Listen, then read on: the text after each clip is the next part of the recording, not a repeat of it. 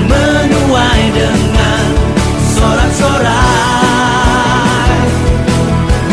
Yang berjalan menangis sambil menabur benih, pasti pulang membawa berkas-berkasnya.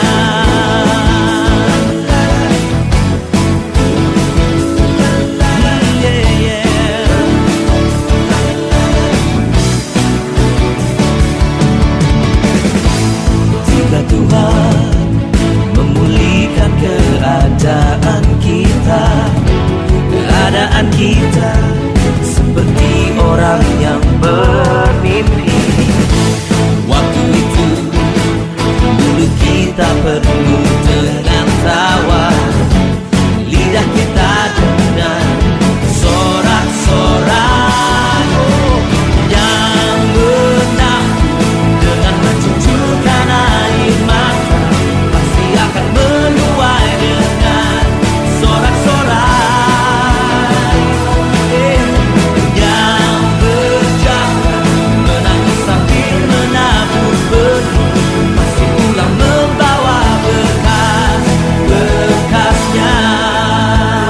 Firman Tuhan menjanjikan bahwa apa yang kita tabur hari ini pasti akan kita tuai. Kalau hari ini engkau merasa kehidupanmu terhimpit, engkau merasa engkau tidak mempunyai jalan keluar, teruslah menabur meskipun dengan mencucurkan air mata, sehingga suatu hari kelak kita akan bisa melihat bahwa tuaian kita penuh dengan sorak-sorai. Yang menabur dengan mencucurkan air mata, pasti akan menuai dengan sorak-sorai.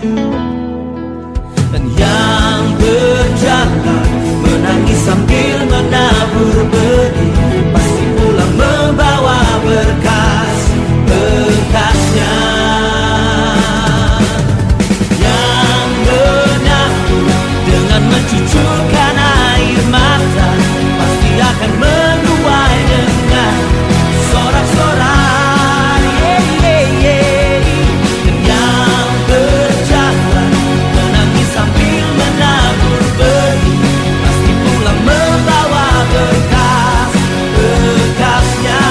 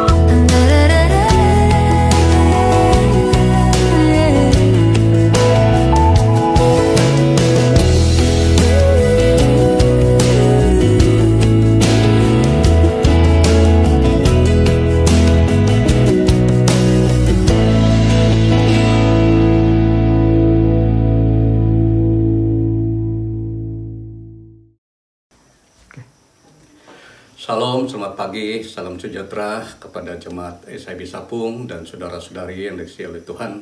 Saya percaya dan yakin kita dikuat dan diberkati oleh Tuhan.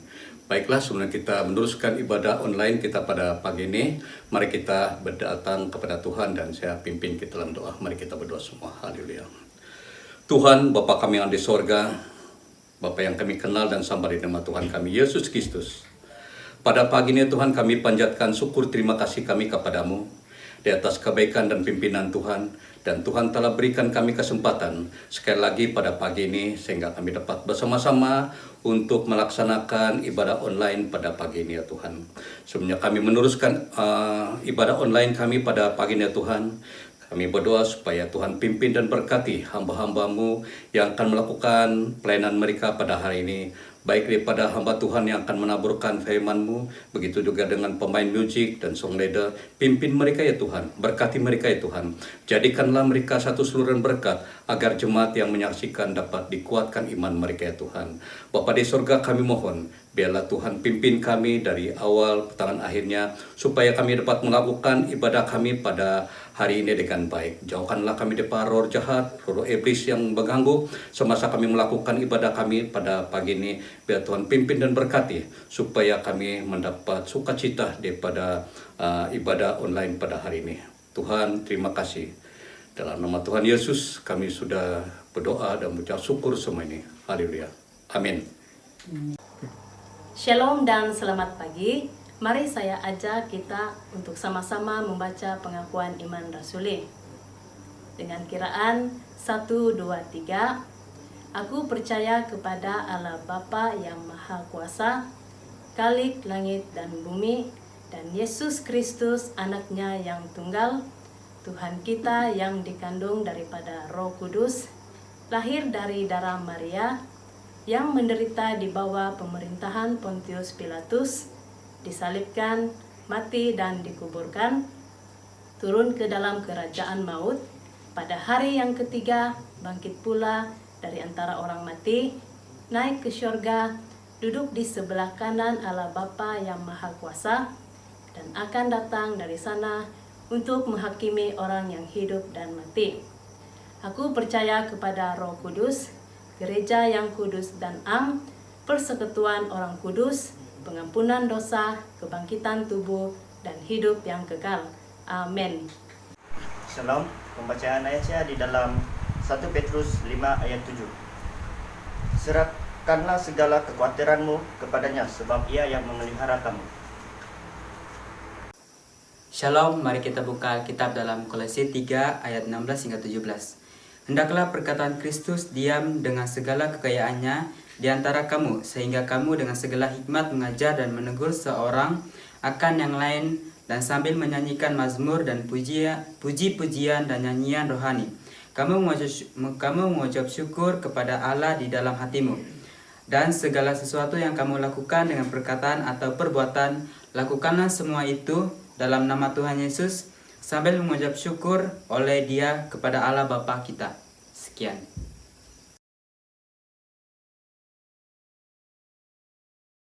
Shalom, selamat pagi. Hari ini kita pasti dapat berkumpul di ibadah online. Mari saya ajak kita semua jemaat untuk bangkit berdiri. Mari kita angkatkan pujian syukur kita kepada Tuhan dengan lagu Onsiko Ginamoku. Amin. Haleluya.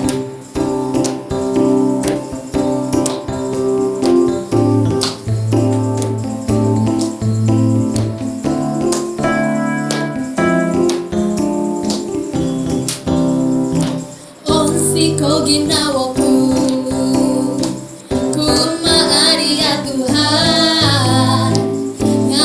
Kosianan hukum maadahai kosoroku kasari royohanku ingaranku sontok songginawoku iya noit oli dan patah akonku gipiko posionku Yesus noralan katapatan Yesus noralan Yesus no gampang masih ngawi tulun tensanai kiti sampo moguna royo honku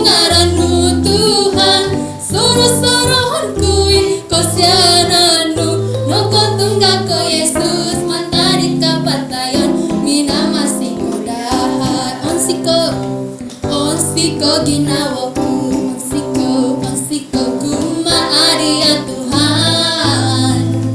Ngawi ko siya na nukuma ada ay kosoro ku kasari.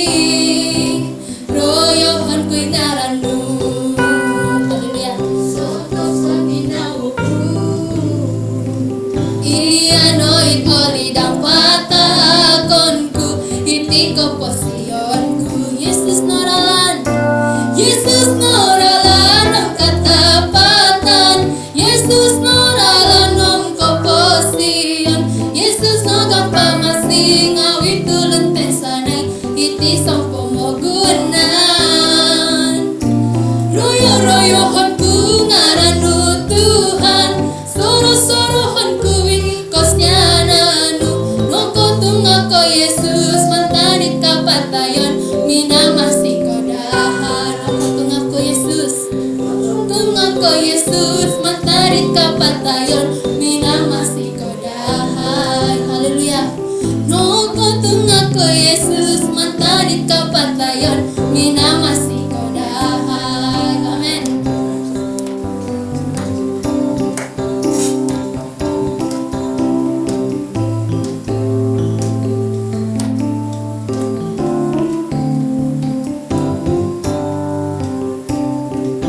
Haleluya. Beri tepukan yang gemuruh bagi Allah kita. Amin. Sorak-sorai bagi Allah kita. Tuhan kita sangat besar. Tuhan kita maha besar, Dia yang berkuasa, Dia yang berjaya. Mari kita angkat pujian ini. Tuhanku maha besar. Haleluya.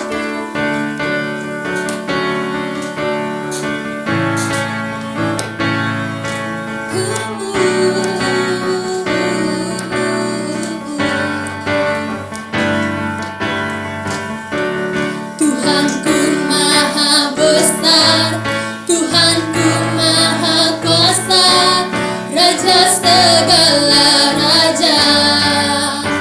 Oh, oh, oh, oh. Dia takkan tergoyahkan, Dia takkan terkalahkan. Dia hidup dan berkuasa. Serukan namanya, serukan namanya. Yesus Tuhan Raja, segala kuasa tunduk dalam namanya. Dia luar biasa, perkasa mulia. Amin. Yesus Raja di atas segala nama. Haleluya. Musik memuji Tuhan. Haleluya.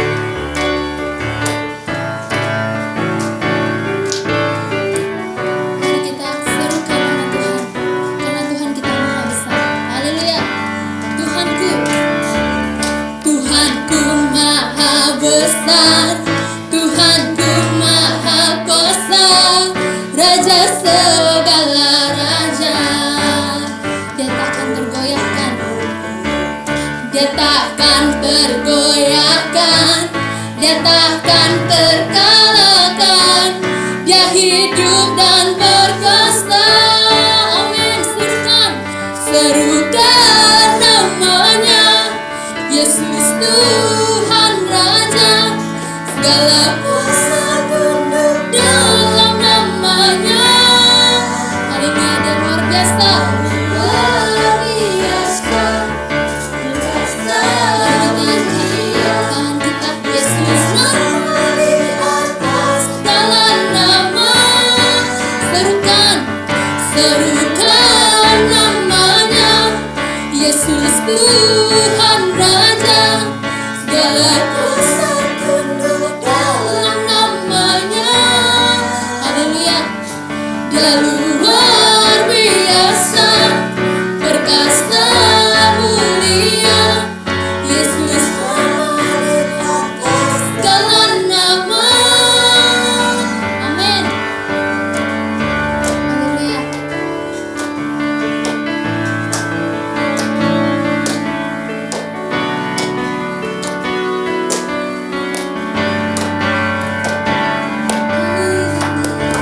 Haleluya.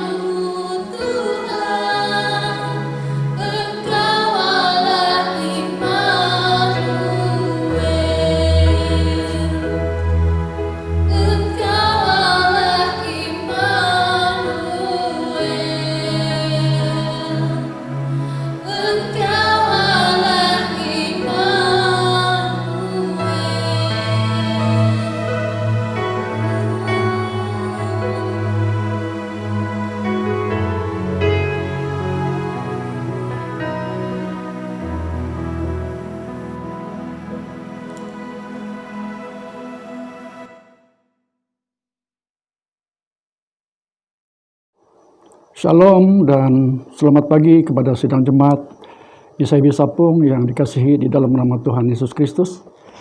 Kita bersyukur karena kita dapat bersama-sama lagi dalam ibadah online kita pada pagi hari ini.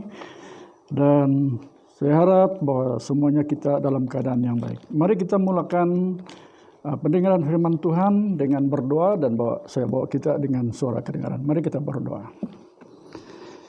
Bapa kami yang di sorga, yang kami kenal dalam nama Tuhan kami Yesus Kristus, kami mengucap syukur dan berterima kasih Tuhan karena Engkau telah membawa kami pada pagi hari ini untuk bersama-sama belajar tentang kebenaran firman-Mu, ya Bapa. Dan dalam masa kami mendengar ini Tuhan, kami mohon kuasa Roh Kudus-Mu bekerja, menguasai hati kami Tuhan, supaya kami dapat menumpukan perhatian kami Bapa tentang suara kebenaran-Mu. Dan kami mau berdoa Tuhan, bagi hamba-Mu yang akan menyampaikan suara kebenaran-Mu, Engkau pakai hamba-Mu ini Tuhan, supaya menjadi saluran berkat bagi jemaat-Mu pada pagi hari ini. Di dalam nama Tuhan Yesus Kristus, kami mau berdoa. Sekali lagi, shalom dan selamat pagi. Dan kita bersyukur karena Tuhan memberikan kita peluang untuk bersama-sama sekali lagi pada hari ini untuk mengadakan ibadah online kita. Saudara kekasih, sejak bermulanya wabah coronavirus ataupun COVID-19 melanda dunia, satu perkataan yang sering didengar ataupun sering diperkatakan oleh orang ramai adalah norma baru ataupun the new normal. Norma baru adalah sebagai satu cara hidup yang baru yang telah ditetapkan oleh kerajaan untuk mencegah penularan COVID-19, di mana pada saat ini belum lagi ditemui vaksin yang dapat membunuh virus ini.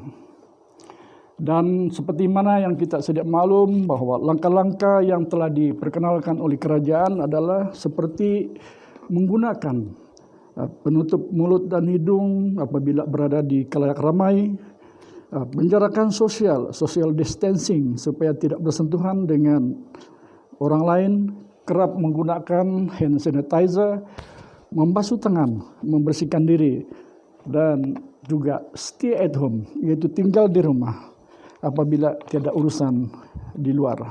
Dan inilah yang dipanggil sebagai satu kehidupan norma baru ataupun the new normal. Sejak PKP dilaksanakan pada 18 hari bulan Maret 2020 yang lalu, kita merasakan langkah-langkah kerajaan ini sesuatu yang menyusahkan. Dan COVID-19 ini sesuatu yang menakutkan semua orang di seluruh dunia. Ada juga perdebatan di kalangan para ahli agama mengenai apa yang harus dilakukan. Contohnya, bolehkah kita terus pergi beribadah di gereja ataupun duduk di rumah? Lantaran itu ramai daripada mereka yang tiba-tiba merujuk kepada Alkitab sebagai suatu penyelesaian. Sehingga ada yang mengatakan bahwa kita harus pergi ke gereja. Kita tidak takut dengan coronavirus karena Tuhan adalah pelindung kita. Mereka rujuk kepada ayat yang terdapat dalam Mazmur 91. Lalu ada juga yang mengatakan, kalaupun Tuhan melindungi orang-orang Kristen, kita juga harus menggunakan kebijaksanaan untuk mengelakkan malapetaka ataupun virus ini. Mereka merujuk kepada Amsal 22 ayat 3. Jadi di sini saudara ada pro dan kontra.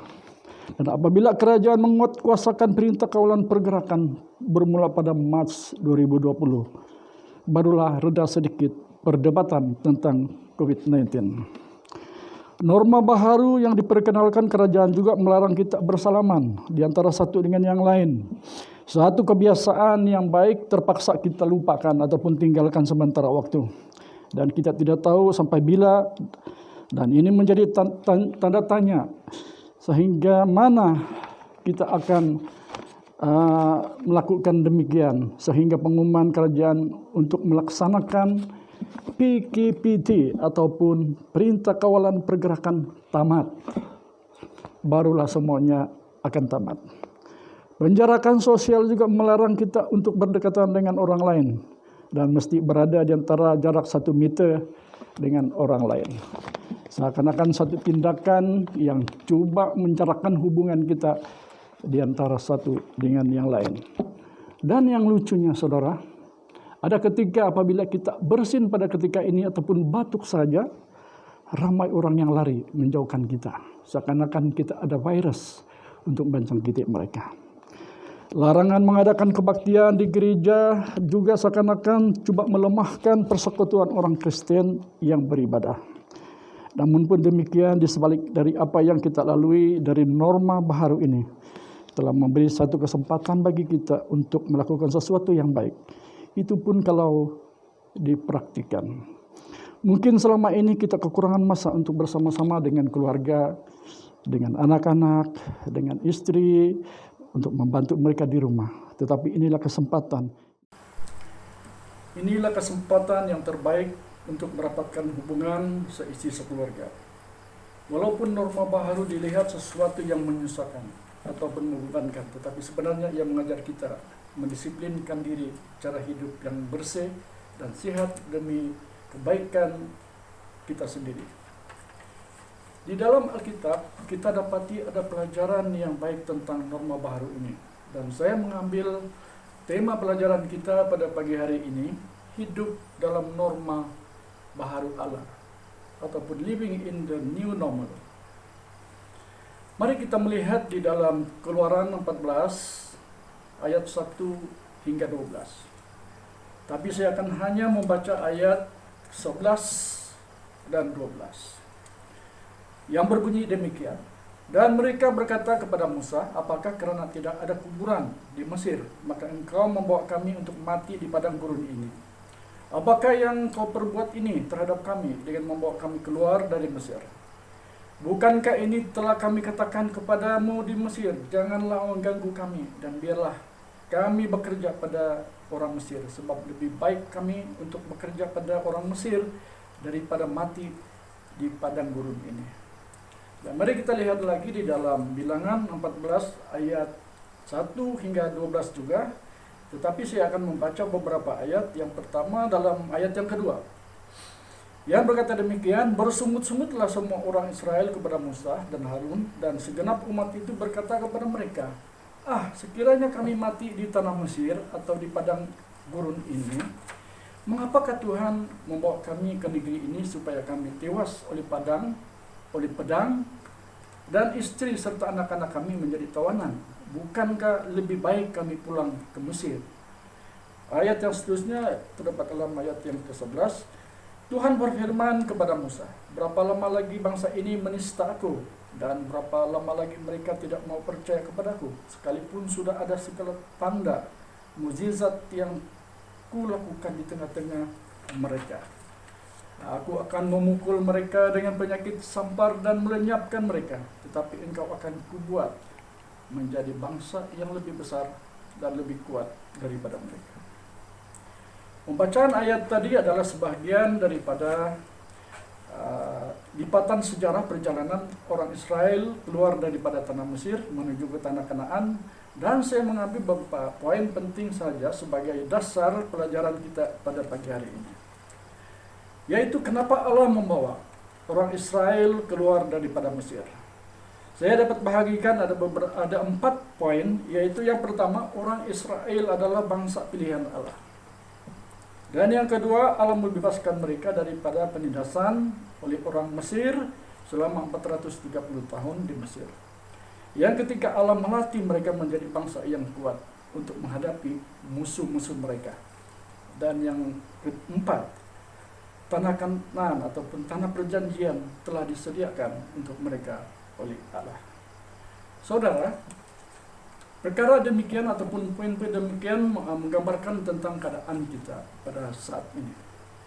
Tuhan Yesus telah menebus kita daripada dosa kita dan menyelamatkan kita. Dan yang kedua, di dunia ini kita dilatih untuk belajar tentang firman Tuhan, untuk melayani Tuhan supaya kita dapat melawan segala kuasa-kuasa kegelapan yang coba menawan iman percaya kita kepada Tuhan. Dan yang ketiga, Tuhan sudah sediakan surga untuk yang percaya kepadanya. Saudara kekasih di dalam nama Tuhan Yesus Kristus, walaupun mereka diperlihatkan Allah dengan mujizat, mereka tetap bersungut-sungut dan mau kembali ke Mesir. Persoalannya kenapa mereka ingin kembali ke Mesir? Saudara kekasih, Mesir melambangkan warna-warni kehidupan di dunia ini. Ketika itu, Mesir merupakan salah satu di antara tamadun terawal dunia. Dan sudah semestinya berbagai-bagai hiburan dunia ataupun apa juga hal-hal yang bersangkut dengan dunia ada di situ. Yang pertama, mengapa orang Israel selalu mengatakan apabila mereka memberontak kepada Tuhan, mereka mengatakan bahwa mereka ingin kembali atau balik kepada Mesir. Yang pertama ialah karena mereka terikat dengan kehidupan yang lama. Keterikatan mereka dengan hal-hal dunia yang mereka alami selama 430 tahun di Mesir sukar mereka lupakan. Sudah pasti Mesir yang terkenal dengan penari-penari belly dance yang menggiurkan dan menggoda yang terdapat di Mesir itu mungkin menjadi salah satu tarikan yang sukar mereka lupakan, sehingga mereka bertekad kembali untuk balik ke Mesir. Dan ini saya dapat tahu daripada mereka yang pernah pergi ke sana. Dan saya percaya Penatua Jeffrey juga pernah pergi ke situ dan mengetahui hal ini. Seterusnya, mereka hidup dalam pesta pora dan kemabukan, percabulan, perzinahan, penipuan, corruption, dan lain-lain lagi.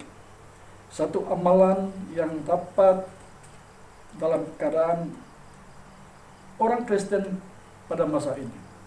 Mereka tidak memanfaatkan hidup ini sebagai kesempatan untuk melayani Tuhan. Mereka sudah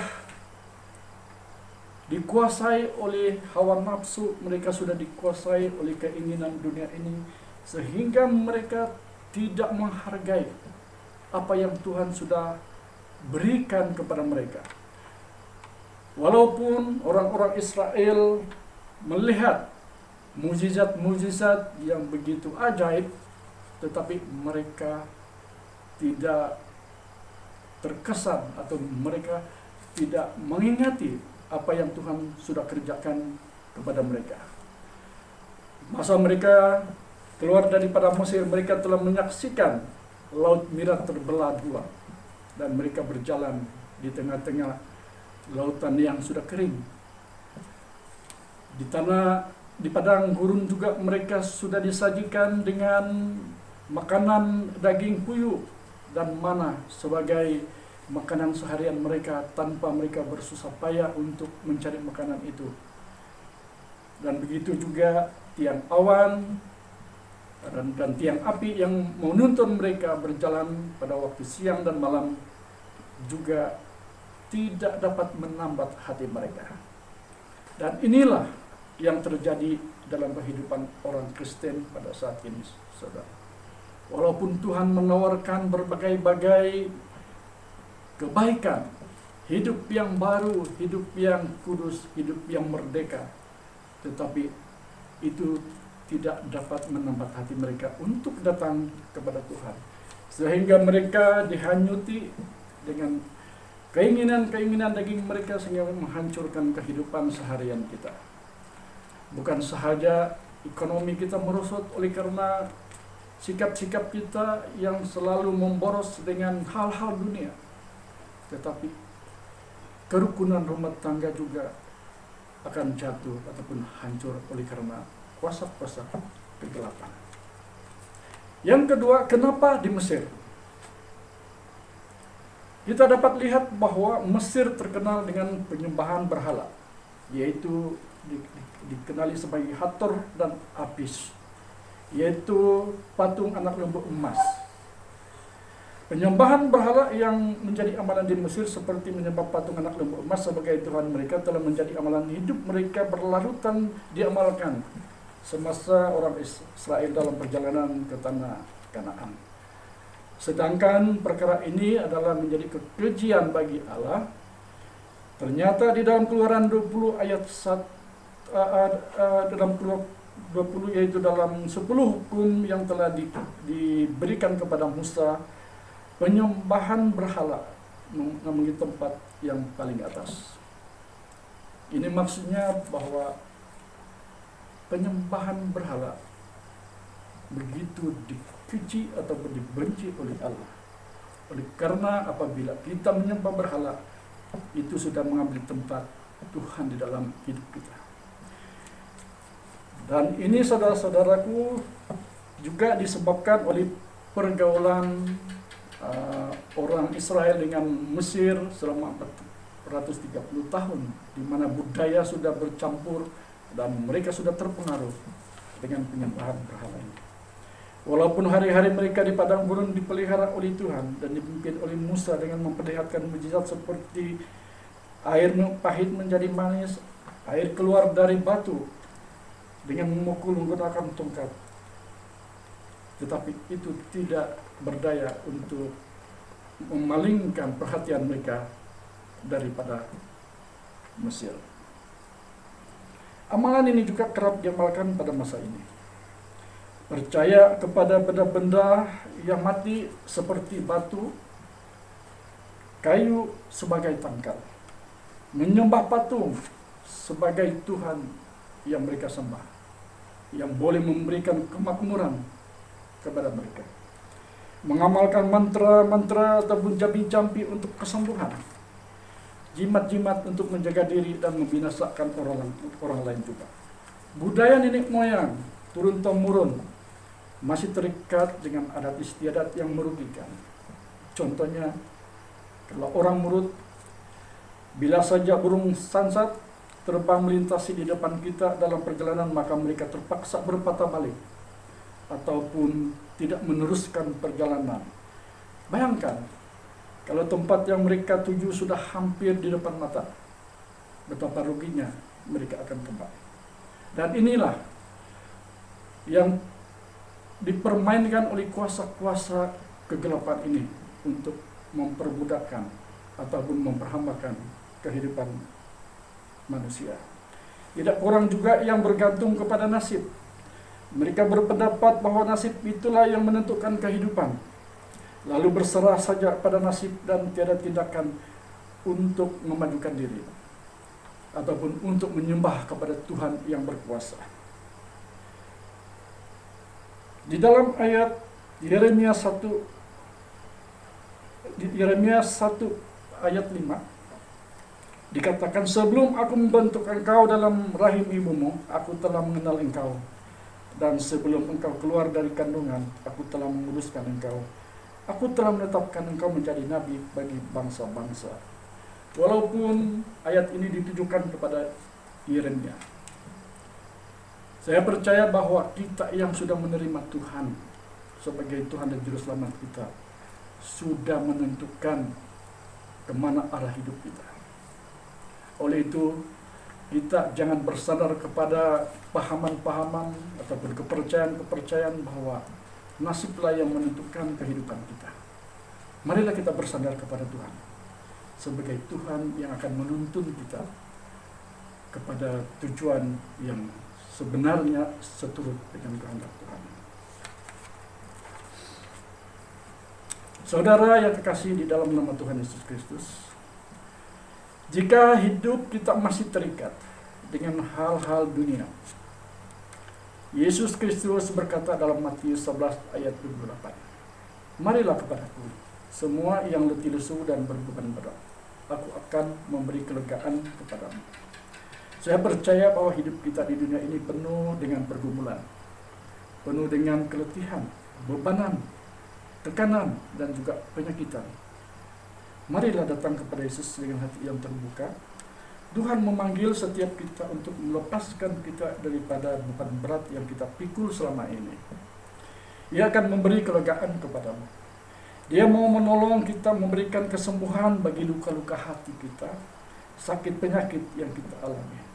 Karena Dia adalah Tuhan yang berkuasa dan yang mengetahui kebutuhan kita. Memang dunia menawarkan berbagai-bagai keindahan dan kenikmatan, tetapi semuanya akan berakhir dengan kehancuran.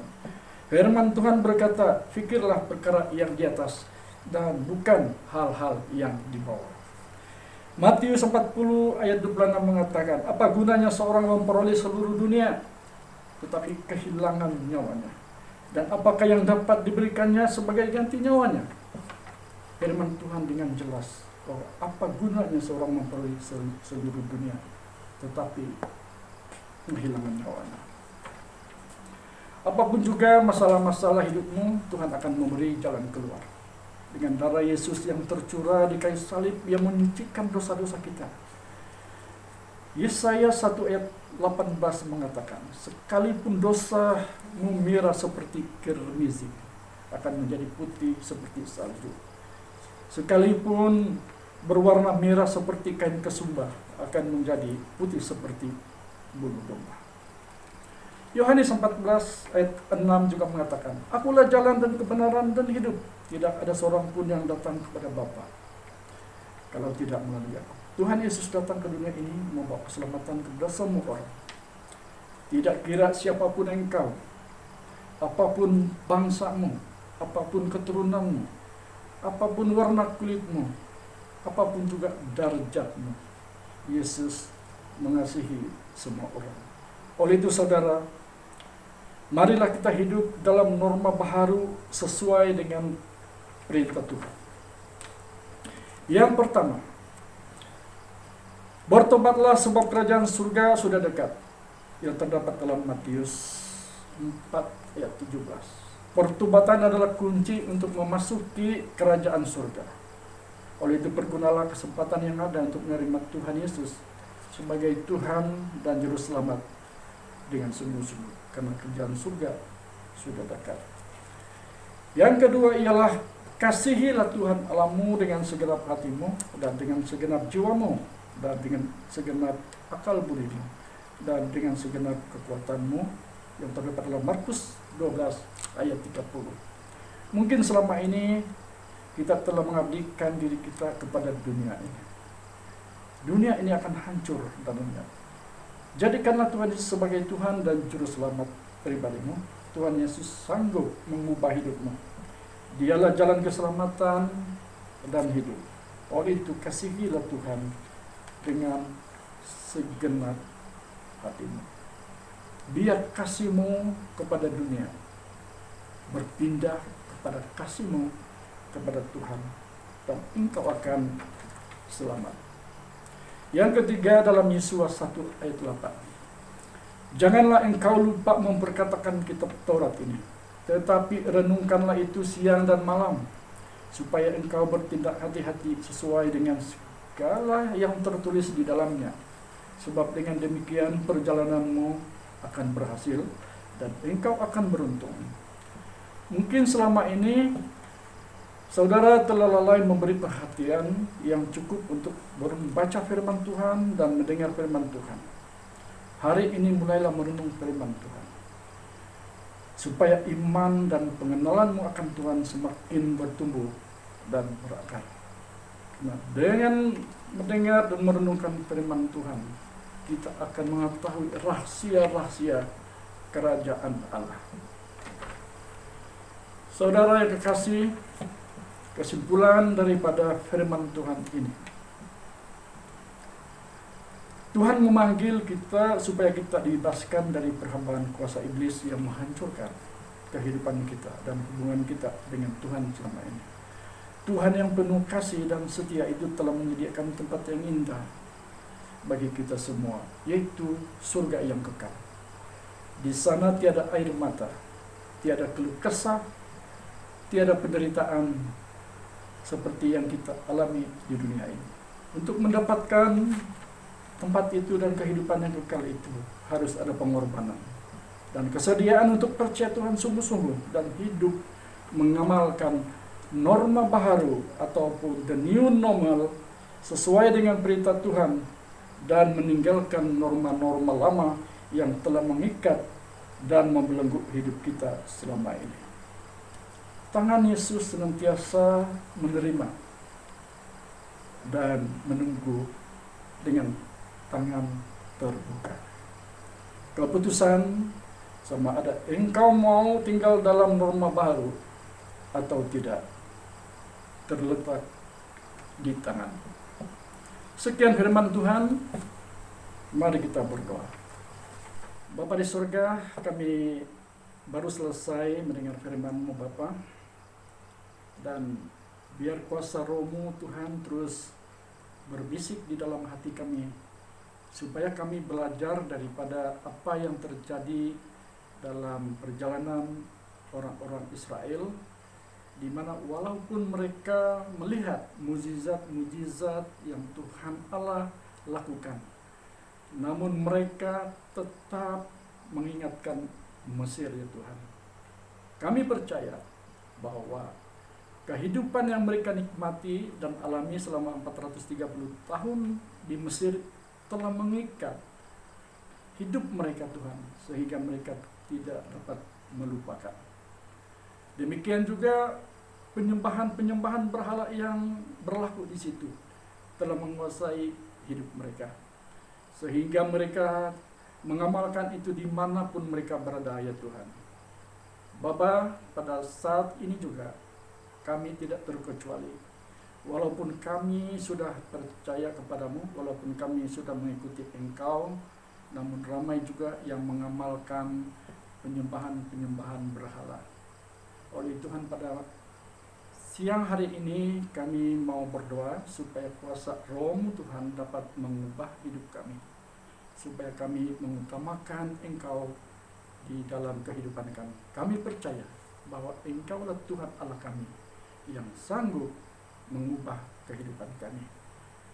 Biar firman-Mu Tuhan dapat bekerja terus di dalam kehidupan kami, sehingga nama Tuhan saja yang dipermuliakan. Dalam nama-Mu kami berdoa serta mengucap syukur semuanya. Haleluya. Amin. Oke, terima kasih untuk firman Tuhan yang sudah kita dengar sebentar tadi. Terima kasih juga untuk kita semua yang sudah dapat bersama-sama dalam ibadah pada hari ini. Dan sebelum berakhir, mari saya ajak kita untuk berdoa. Mari kita berdoa. Tuhan Allah Bapa kami yang ada dalam kerajaan syurga, Tuhan kami Yesus Kristus, terpuji dan termulalah Engkau Tuhan karena kasih dan anugerah Tuhan yang sungguh sangat luar biasa di dalam kehidupan kami, sehingga kami dapat bersama dalam ibadah pada hari ini, ya Bapa di syurga. Terima kasih Tuhan juga atas firman-Mu yang sudah kami dengar dan pelajari pada hari ini, yang memberikan kami kekuatan dan dorongan supaya kami tetap setia kepada Engkau, ya Bapa di syurga. Terima kasih Tuhan Yesus, inilah doa kami, dalam nama-Mu kami sudah berdoa. Amin.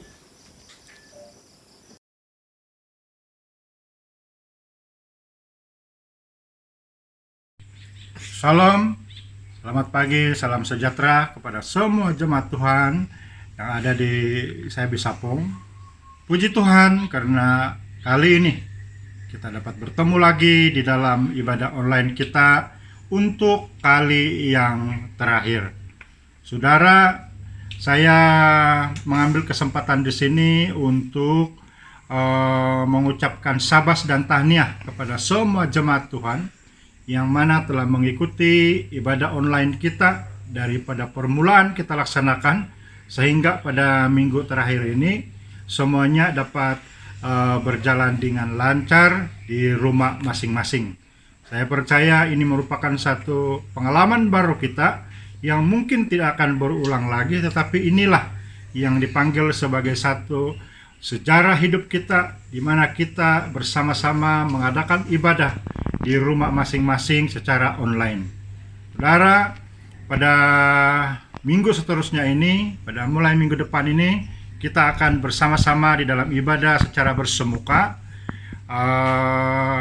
Saya berharap supaya semua kita dapat bersama-sama di dalam ibadah ini. Saya menyeru kepada semua jemaat Tuhan yang ada di seluruh Sapong, baik bapak-bapak, ibu-ibu, pemuda-pemudi sekolah minggu. Mari kita beramai-ramai mengikuti ibadah kita secara bersemuka di gereja kita di ISAIB Sapong. Kesempatan ini, pada hari ini, saya mengambil kesempatan ini untuk mengucapkan ucapan terima kasih saya yang sebesar-besarnya kepada beberapa pribadi, karena mereka inilah yang telah menjayakan ibadah online kita sehingga kita dapat melaksanakan ibadah online kita pada hari yang lepas, pada minggu-minggu yang lepas, sehinggalah pada minggu yang ini. Yaitu terima kasih yang tidak terhingga kepada pastor sidang kita, Pastor Pius, yang telah menjadi penggerak utama kepada ibadah online kita di dalam beberapa seri ibadah online kita. Begitu juga terima kasih saya ucapkan kepada Bob ataupun Saidon Sitong, karena dialah yang menjadi penggerak di belakang tabir untuk rekaman ini. Begitu juga dengan saudara Sodisman Sabili dan saudara Soniston Sabili. Mereka juga turut terlibat di dalam menjayakan rekaman kita dan membuat edit kepada ibadah-ibadah yang kita buat sebelum ini. Begitu juga kepada beberapa pribadi yang turut terlibat, yaitu Joyce N, yang sama-sama di dalam pelaksanaan ibadah online kita. Begitu juga Dikanis Amisah dan kru-krunya. Saya ucapkan tahniah kepada Anda semua. Terima kasih di atas sumbangan dan pelayanan Anda semua. Begitu juga tidak lupa kepada semua yang telah mengambil pelayanan, baik secara sebagai pemimpin pujian, sebagai pemain musik, begitu juga yang menyampaikan firman Tuhan sepanjang ibadah online kita dalam minggu-minggu yang sebelum ini, sehingga pada minggu ini kiranya Tuhanlah yang memberkati Anda semua. Dan hati dan doa saya untuk ke depan ini, marilah kita terus sungguh-sungguh, karena selepas ini kita akan bersama-sama di dalam ibadah secara beramai-ramai di gereja kita di SIB Sapong. Justru itu, jumpa di dalam ibadah bersama-sama di gereja SIB Sapong selepas ini. Tuhan memberkati.